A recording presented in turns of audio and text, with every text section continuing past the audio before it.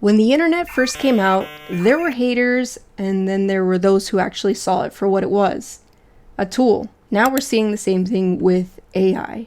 While everybody's arguing whether robots are going to take over the world, I just needed help planning a homeschool lesson about volcanoes for my boys. I used it to gain back time, and I used it for research. I didn't want another cookie cutter worksheet. My boys didn't either. They wanted something hands-on, and I wanted something they would remember. But I didn't have hours to plan it. So I opened up ChatGPT and typed exactly this. I have a 5-year-old kindergarten boy and a 6-year-old first grader boy. According to developmental abilities for age and grade, help me come up with a lesson plan for today about volcanoes. So we had bought a volcano kit to do as a project, but I wanted something supplemental for the homeschool lesson of the day, okay? So within seconds, it gave me an outline, vocabulary words, fun facts, worksheets, and even ideas for hands-on learning, okay? It wasn't cold or robotic. It was like having a teaching partner. And that's when it hit me. AI isn't replacing me as a mom or a homeschool mom. It's helping me teach better.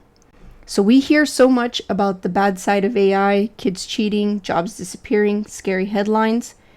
But here's a truth. The people who learn to use it well are the ones who will move ahead. And as parents, that's actually good news.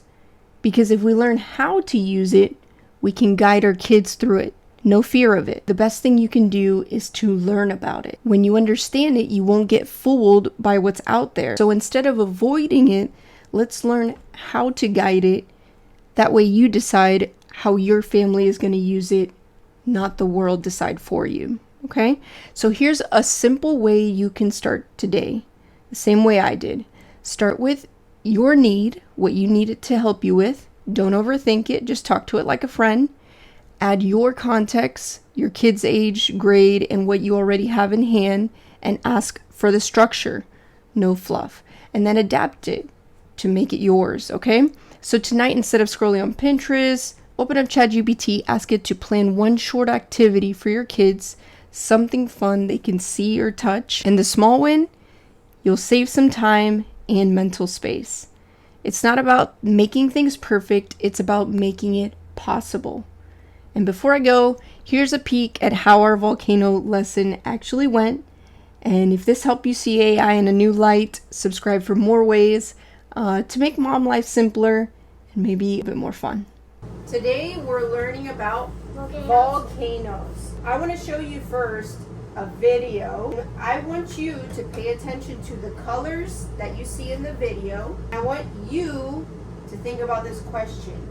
Why do you think the ground shakes when a volcano erupts? Okay, yeah, we need to color it. There are active volcanoes on the earth. It's melting and it goes up. It squeezes in, and now it just squeezes the lava up. You know when you shake a bottle of soda, Yeah. what happens? It explodes. It starts to get a lot of pressure, right? Yeah. And then when you open it, same thing. Like a volcano. Wait. Our volcanoes in these sheets. Here, this is diagram of a volcano. Cloud of smoke above is like a volcano's tiny dust. Add your plaster to the water while stirring. Smoke.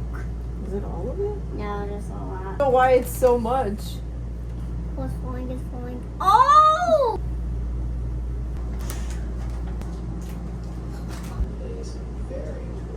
These are your vocabulary words. That's the easiest one. Or that's the second easiest. Volcano, I did. This is from the Bible. In Psalm 26. 95, Ooh. verses 4 to 5, okay? Repeat after me. In his hand In his hand are the depths of the earth, of the depths of the earth, the height of the mountains the heights of the mountains are his also. are his also. The sea is his, The sea is his, for he made it, for he made it. And his hands in his hands formed the dry land. formed the dry land. I made the most slowest. Oh! Oh, Please. all right. Yes. That gave me infinite paint.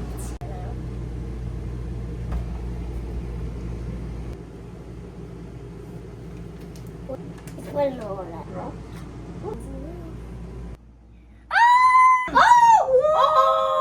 It's huge.